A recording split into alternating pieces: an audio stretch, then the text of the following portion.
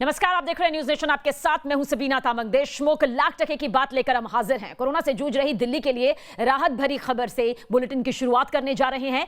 दिल्ली में कोरोना की positivity rate जो है वो कुछ हद तक कम हुई है। किस तरह की पूरी तस्वीर सामने आ रही है, देखिए इस रिपोर्ट के जरिए।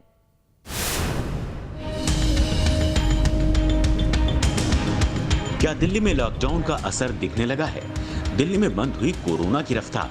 लॉकडाउन का असर नए मामलों में दिखने लगा है। दिल्ली में कोरोना पॉजिटिविटी रेट 20% से नीचे पहुंच गई है। दिल्ली में कोरोना के संक्रमण की दर 19.10% हुई है। 30% से ज्यादा पॉजिटिविटी रेट की वजह से कोरोना का कहर झेल रही दिल्ली के लिए ये बहुत राहत की खबर है। पिछले 24 घंटे में कोरोना से जंग लड़ रही दिल्ली के लिए राहत भरे हैं। दिल्ली में 28 दिन बाद कोरोना के नए संक्रमितों की संख्या 13,000 से नीचे आ गई है। पिछले 24 घंटे में दिल्ली में कोरोना के नए संक्रमित मामलों की संख्या 12,651 है। दिल्ली के हालात में थोड़ा सुधार हुआ है। अब दिल्ली के सीएम के सुर भी बदलने लगे। कोरोना के खिलाफ जंग में उनका कॉन्फिडेंस झलकने लगा है। दिल्ली के सीएम ने जीटीबी अस्पताल के कोविड सेंटर का दौरा किया और तीसरी लहर की तैयारियों पर ये अहम बयान दिया। तीसरी लहर की बिल्कुल तैयारी करनी चाहिए। एक और हमें अपना ये जो इंफ्रास्ट्रक्चर है इसको और एक्सपेंड करना पड़ेगा। नवंबर में दिल्ली के अंदर एक लहर आई थी जब 8,500 केस आए थे। उसको हमने बड़े सक्सेसफुली बिना किसी प्रॉब्लम के डील किया।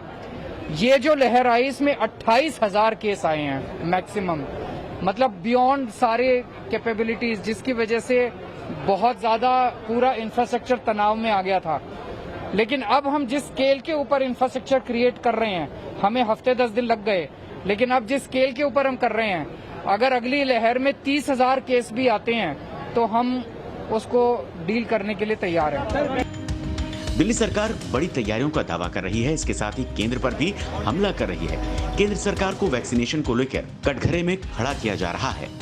ये जो भारतीय जनता पार्टी झूठ बोल रही है कि दिल्ली सरकार ने 5.5 लाख वैक्सीन का ही ऑर्डर किया। दिल्ली सरकार ने 1,34,00,000 वैक्सीन का ऑर्डर किया था और उसके जवाब में केंद्र सरकार ने बोला, दिल्ली सरकार ने कंपनियों को ऑर्डर दिया था, केंद्र सरकार ने बोला कि दिल्ली को केवल 3.5 लाख वैक्सीन ही मई के महीने में मिल पाएंगे। भारतीय जनता पार्टी इतनी बेशर्मी से इतना बड़ा झूठ क्यों बोल रही है, जबकि वो भी जानती है, इन चिट्ठियों से मैं साफ है कि देश में किस राज्य को कितनी वैक्सीन मिलेगी ये केंद्र सरकार तय करेगी। केजरीवाल के मंत्री लगातार बीजेपी पर आरोप लगा रहे हैं। वहीं बीजेपी ने आम आदमी पार्टी की सियासत पर सवाल खड़ा कर दिया है। मित्रों, आज बहुत दुख के साथ मुझे कहना पड़ रहा है कि आप टीवी ऑन करिए तो अरविंद केजरीवाल जी जिस प्रकार से लगातार टीवी में रहते हैं, जिस प्रकार से लगातार लोगों को भ्रमित करने का काम कर रहे हैं, लगातार झूठ बोलने का काम कर रहे हैं कि किसी प्रकार की यहाँ तू अच्छा है मैं अच्छा हूं, इस प्रकार की राजनीति हो, तू मैं की राजनीति हम नहीं चाहते। मगर हर दिन अगर देश को, दिल्ली को भ्रमित किया जाएगा तो स्वाभाविक है we will also come up with facts, हम भी सच्चाई को रखें। सोचिए 5.5 लाख का वैक्सीन का ऑर्डर प्लेस करते हैं और टीवी में आकर ऐसे एकदम भोला मासूम चेहरा बना करके कि 1,34,00,000 हमने पारित कर दिया है, जी हम आपको दे देंगे, घर घर जाके वैक्सीन दे देंगे।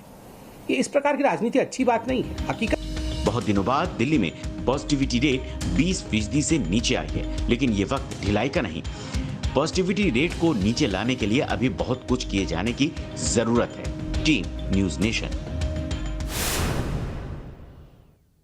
यूपी के सीएम योगी आदित्यनाथ एक्शन में हैं। खुद तैयारियों का जायजा लेने के लिए योगी आदित्यनाथ ने गोरखपुर का दौरा किया। रिपोर्ट आप देखें।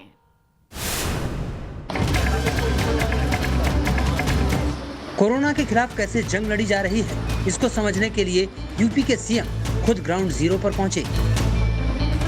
एक फ्रंटलाइन वर्कर की तरह योगी ने तैयारियों का जायजा लिया। दरअसल केंद्रीय मंत्री संतोष गंगवार ने सीएम योगी को चिट्ठी लिखी थी। चिट्ठी में लिखा गया था कि यूपी में स्वास्थ्य सेवाएं ठीक से काम नहीं कर रही। स्वास्थ्य सेवाओं की समीक्षा के लिए योगी आदित्यनाथ गोरखपुर पहुंचे। ऑक्सीजन की कमी को दूर करने के लिए सरकार क्या कर रही है, योगी ने इसकी जानकारी दी। लेकिन अचानक ऑक्सीजन की डिमांड प्रारंभ हुई। फर्स्ट वेव में 300-350 मीट्रिक टन ऑक्सीजन की खपत उत्तर प्रदेश में थी।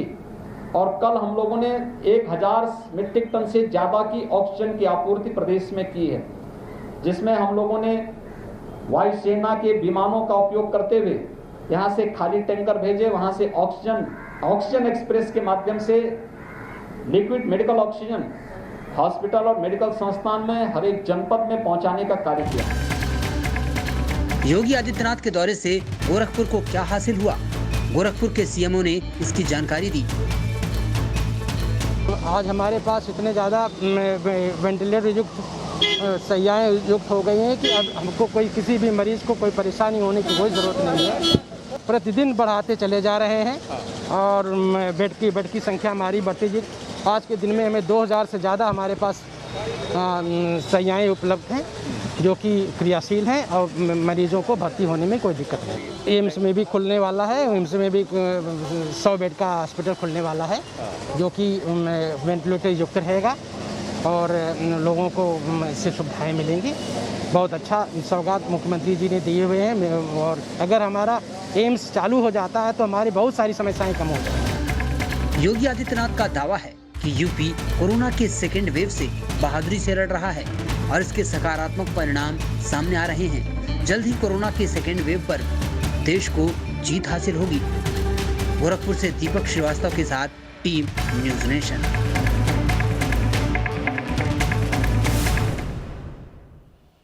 देश विकट संकट से जूझ रहा है, लेकिन कालाबाजारी का खेल खत्म होने का नाम नहीं ले रहा। जगह जगह से कालाबाजारी की तस्वीरें कुछ इस तरह से सामने आ रही हैं। देश में किस तरह कालाबाजारी का खेल चल रहा है, बिहार के कटिहार की ये तस्वीरें इसकी तस्दीक करती हैं। कटिहार में बीती रात जिला प्रशासन और पुलिस की संयुक्त कार्रवाई में 226 ऑक्सीजन सिलेंडर जब्त किए गए। बताया जा रहा है कि इन सिलेंडरों को LTT एक्सप्रेस ट्रेन से उतारकर गाड़ियों में लोड किया जा रहा था। इसी दौरान छापेमारी की गई।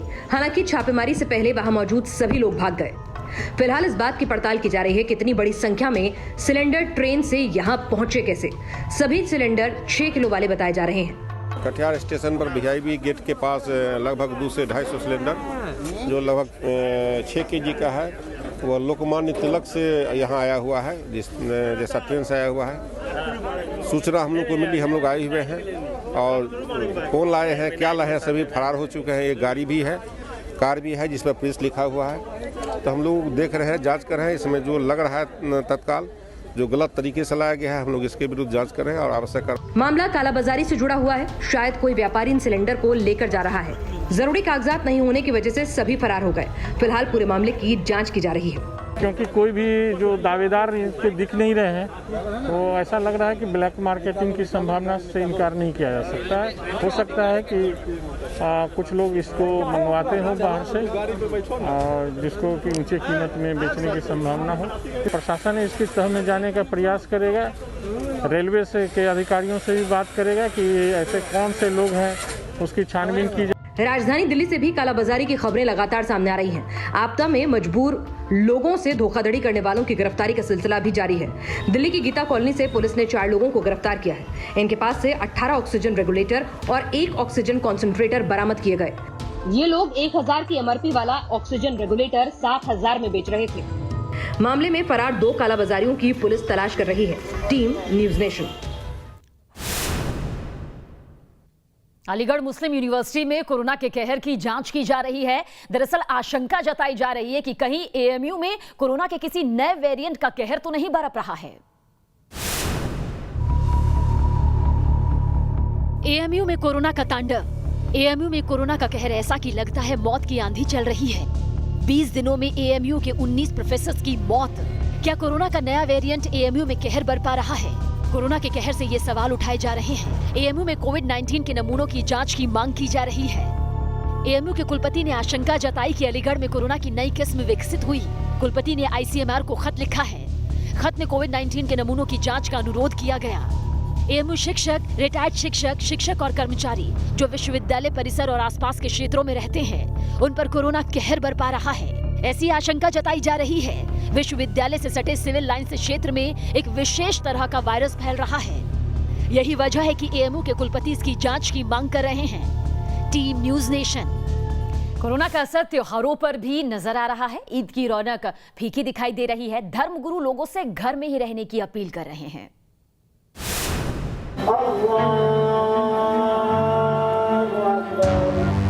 इस लॉकडाउन में मन रही है ईद। ईद की खुशियों पर कोरोना का ग्रहण लगा हुआ है। ईद की नमाज को लेकर प्रशासन की तरफ से खास गाइडलाइन जारी हुई है। ईदगाहों में एक साथ सिर्फ 5 लोग ही पढ़ सकेंगे नमाज। कोरोना के कहर को देखते हुए उलेमा भी मुस्लिम समुदाय से अपील कर रहे हैं। उलेमाओं ने ईद के त्योहार को सादगी से मनाने की अपील की है। तमाम उम्मत मुस्लिमा से इस महामारी के दौर में और इस नाजुक हालात में अपील करता हूँ कि तमाम उम्मत मुस्लिमा ईद को सादगी से मनाएं और बाज़ारों की जीनत न बने, बाज़ारों में ख़रीदारी न करें, बल्कि अपना ज़कात, सदका, फ़ितरा और इमदाद और जो पैसा आप ईद पर खर्च करना चाहते हैं उस पैसे को आप गरीबों पर और उन बेसहारा लोगों पर जिनको दवाइयाँ तक नहीं मिल रही हैं, उन तमाम गरीबों तक उस अपने पैसे को पहुँचाएँ ताकि उनको दवाई मिल सके और उनका इलाज हो सके। इस हालात में बाज़ार की जीनत बनना बहुत ही शर्मनाक बात है, क्योंकि घर घर और मोहल्ले मोहल्ले में और शहरों में बेशुमार मौतें हो रही हैं। ऐसे हालात में हमें बहुत सादगी से ईद मनानी चाहिए। ना ईद की खरीदारी हो रही है, ना ही कोई हलचल नजर आ रही है। शासन की गाइडलाइन के अनुसार लोगों को घर पर रहकर ही ईद मनाने के लिए कहा जा रहा है। किसी भी जुलूस पर पाबंदी है। ईद के मौके पर मस्जिद में भीड़ न लगाने के लिए कहा गया है। लोगों को घर से बाहर निकलने पर मास्क और सुरक्षित शारीरिक दूरी का पालन करने के लिए कहा गया है। कोरोना ने सिर्फ ईद की खुशियों पर ग्रहण नहीं लगाया है, दूसरे त्योहारों पर भी कोरोना ने छाप छोड़ी है। कुछ दिनों पहले रामनवमी के मौके पर भी कुछ ऐसी ही शांति थी। मंदिर के कपाट बंद थे। श्रद्धालुओं को घर में ही रहकर पूजा करने के लिए कहा गया था। रामनवमी पर जुलूस निकालने की भी इजाजत किसी को नहीं थी। Team news nation. और अब बात स्पुतनिक वैक्सीन की। इस वैक्सीन का जल्द ही हिंदुस्तान में प्रोडक्शन होगा। कब से होगा प्रोडक्शन, इस पर देखते हैं ये खास रिपोर्ट।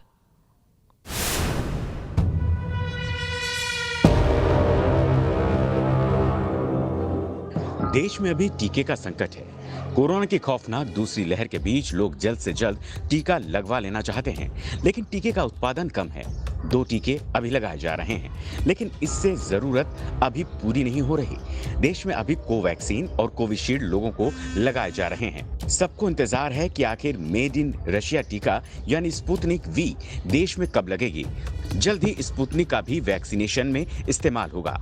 स्पुतनिक टीका देश में पहुंचना शुरू हो चुका है। एक खेप आ चुकी है। जल्द ही इसे भी टीकाकरण कार्यक्रम में शामिल कर लगाना शुरू किया जाएगा। इस महीने के अंत तक 30 लाख और स्पुतनिक टीके भारत पहुंचने की उम्मीद है। बड़ा सवाल देश में स्पुतनिक के प्रोडक्शन का भी है। मीडिया रिपोर्ट्स के मुताबिक जुलाई से ही देश में स्पुतनिक का भी प्रोडक्शन हो सकता है। भारत में स्पुतनिक के प्रोडक्शन के लिए रेड्डी लेबोरेटरीज सहित 5 कंपनियों से बातचीत हो रही है। रिपोर्ट्स के मुताबिक 3 टीकों को आपात स्थिति में मंजूरी मिल चुकी है। 5 टीके क्लिनिकल ट्रायल के अलग अलग स्टेजेस में हैं। इनमें से जायडस कैडिला की डीएनए वैक्सीन और बायोलॉजिकल ई की रिकॉम्बिनेट वैक्सीन तीसरे चरण के परीक्षण से गुजर रही है। यानी आने वाले दिनों में भारत के वैक्सीन के लिहाज से अच्छे होने वाले हैं। Team news nation. और अब बात करते हैं हमारे खास शो देश की बहस का, जिसका एजेंडा आप तय करते हैं। और देश की बहस के लिए आज आपने जिस मुद्दे को चुना है वो है किसानों का साथ देने आई बेटी के गुनहगार कौन। 85% लोगों ने देश की बहस का मुद्दा इसे बनाना चाहा है। तो रात 8:28 पर जरूर देखिए आपकी पसंद की बहस, आपके चुने हुए मुद्दे पर देश की बहस दीपक चौरसिया के साथ।